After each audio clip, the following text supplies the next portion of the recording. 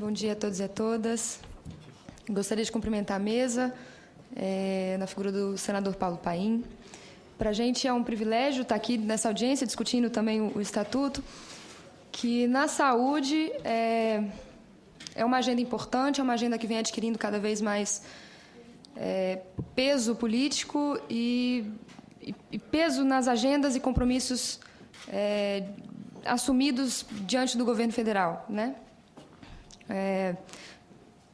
Muito recentemente, por exemplo, em virtude do plano CRAC, em virtude do enfrentamento das violências, o Ministério tem assumido a agenda da violência com privilégio, né? Perdão, a agenda da juventude com privilégio. E, nesse sentido, o Estatuto vem, como disse o Bruno, reafirmar uma série de direitos para uma população que muitas vezes é invisibilizada. Nesse sentido, a gente, de antemão, também se posiciona favorável a essa inclusão da faixa etária de 15 a 18 anos, de 15 a 17 anos, dado que sobre essa população incide uma vulnerabilidade, por vezes uma invisibilidade que merece atenção, né? Eu vou me guiar rapidamente por um texto que a gente havia escrito e por ocasião, inclusive, da conferência de juventude que aconteceu ano passado, em que o Ministério fez uma série de movimentos junto à juventude, junto aos movimentos juvenis. E aí eu vou por ele para a gente tentar afirmar uma posição já dita, né, favorável ao Estatuto, em que a gente adere a esse advocacy, em que a gente também é parceiro desse advocacy com a Secretaria Nacional de Juventude, com o Conselho Nacional de Juventude, dando muita ênfase e muita importância a essa parceria também com a sociedade civil, né? Então, em um cenário de franco desenvolvimento econômico e da necessidade crescente por qualificação e por estruturas que deem conta de subsidiar um processo de crescimento humano, é urgente e social. É urgente que os setores públicos lancem olhares à juventude, uma vez que sobre esse grande contingente populacional impactam indicadores positivos, que denotam sua grande força criativa e de transformação social, mas também indicadores de vulnerabilidades e riscos. São aproximadamente 51 milhões de pessoas entre 15 e 29 anos, o que dá cerca de 30% de toda a população brasileira. Os dados epidemiológicos apontam a representatividade da faixa etária jovem, em especial no que diz respeito à saúde sexual e à saúde reprodutiva, à saúde mental, ao uso de álcool, crack e outras drogas, às violências, principalmente nos homicídios e acidentes de transporte. Sobre esse grupo incidem boa parte dos índices de agravos à saúde e, no entanto, muito desses mesmos temas permanecem alheios à juventude como questões de saúde pública. Então, é possível que um grupo e o próprio movimento juvenil discuta, por exemplo, a violência e não a veja ainda como um problema de saúde, mas como um problema de polícia, como um problema de segurança. Então, para além das políticas de saúde universais instituídas, há que se fazer uma reflexão sobre a especificidade dos variados grupos de usuários da saúde, qualificando assim o acesso ao sistema único e promovendo a conquista de objetivos e compromissos de governo para o SUS. Enquanto gestores da saúde, podemos ocupar posições que confirmem um hiato ou favorecer efetivamente a autonomia e formação de agentes promotores de determinantes de saúde para si e para os outros. Num aspecto dominante, tendemos a perceber os jovens na perspectiva daquilo que lhes falta, chegando a desautorizar seu desejo e desconfirmar seus próprios projetos de vida. E o Estatuto volta-se exatamente sobre isso. Ao trabalhar com a questão da autonomia e a questão da emancipação, coloca o jovem como um sujeito de direitos que, para a saúde, é muito importante, inclusive como aquele que determina o seu próprio processo de saúde e de construção. As políticas públicas voltadas aos jovens devem atentar-se à necessidade de flexibilizar suas modelagens aos modos como os jovens vivenciam tempos e espaços. Seu território não é necessariamente sua casa, nem o período disponível para o autocuidado, o horário comercial, por exemplo. As intervenções em saúde não se fazem somente com exames clínicos e laboratoriais em unidades de saúde por médicos e enfermeiros. Antes, a promoção da saúde integral pode e deve estar associada àquelas dimensões de vida mais próprias dos grupos que desejamos alcançar.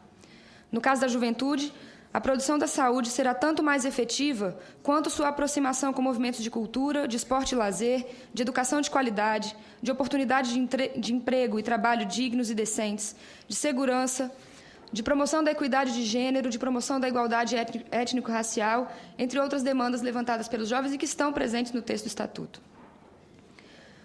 No campo da saúde sexual e saúde reprodutiva, que é um dos principais desafios e que perpassa o imaginário tanto dos profissionais de saúde, do setor inteiro, quanto dos setores que trabalham com a juventude, é preciso pensar que concepções temos sobre essa juventude, como que a gente dimensiona e insere a questão do prazer e do exercício da sexualidade, e que isso afeta a disposição para oferecer serviço e ação de promoção de saúde.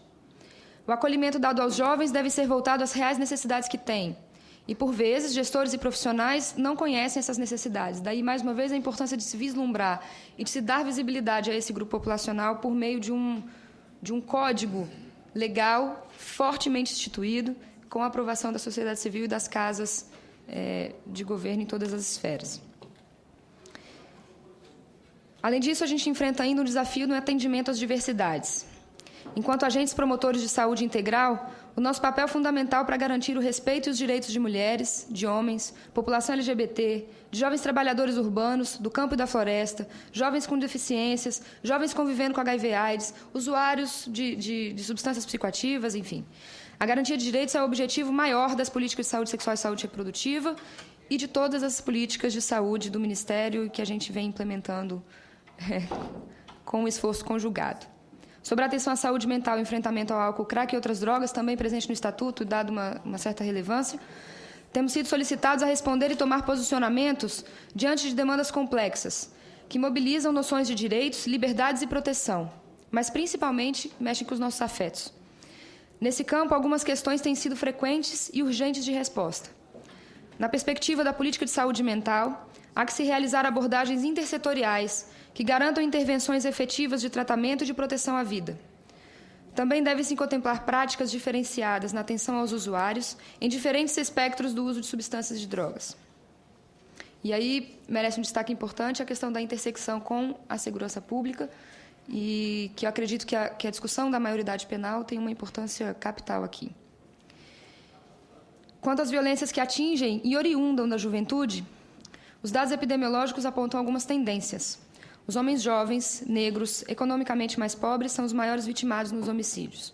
Mais da metade, cerca de quase 53,5%, dos quase 50 mil mortos por homicídios em 2010 no Brasil eram jovens. Desses, 76,5% negros e quase 91,5% do sexo masculino. As políticas públicas unem-se a fim de desenhar planos voltados ao enfrentamento desse fenômeno. E a saúde é uma das dimensões fundamentais, não apenas como um setor impactado pelos efeitos dos atos de violência, mas principalmente como promotor de uma cultura da paz. Assim tem sido, por exemplo, a nossa experiência com o Plano Juventude Viva, que responde a anseios de uma sociedade civil e do movimento de jovens pelo olhar mais atento a esse grande contingente juvenil e das suas famílias que tantas vezes são vítimas de violências arbitrárias. Mulheres, adolescentes e jovens são as principais vítimas das violências doméstica e sexual. Elas também são marcadas por necessidades econômicas que, por vezes, ocasionam e as inserem em situações de exploração sexual. Já é possível observar tendências ao aumento dessas ocorrências naqueles territórios em que estão ocorrendo as grandes obras e as políticas de desenvolvimento regional, instaurando vulnerabilidades psicossociais e aumento na demanda por políticas públicas de proteção.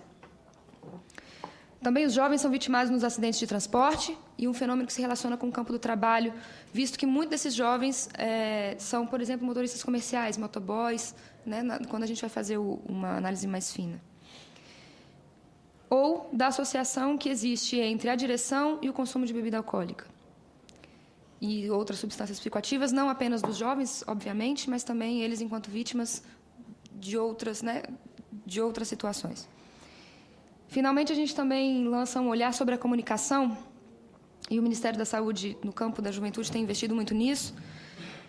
No mundo de novas tecnologias e de informações em tempo imediato, a apropriação de ambientes virtuais, de redes sociais e da aposta na produção conjunta de conhecimentos comuns pode e é ferramenta com elevado potencial para promoção, manutenção e recuperação da saúde pessoal e de outros.